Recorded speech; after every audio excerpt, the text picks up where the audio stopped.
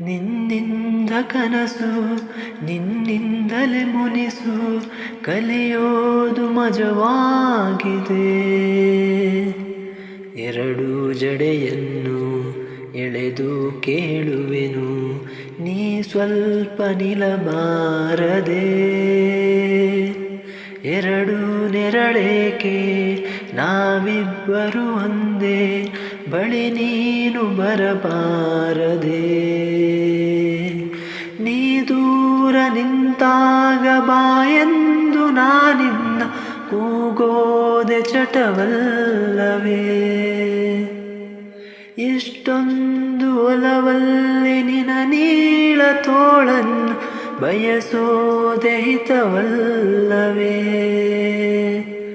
ಎರಡು ಕಂಗಳಿಗೆ ಮುತ್ತು ನೀಡುವೆನು ನೀನಿಲ್ಲಿ ಬರಬಾರದೆ.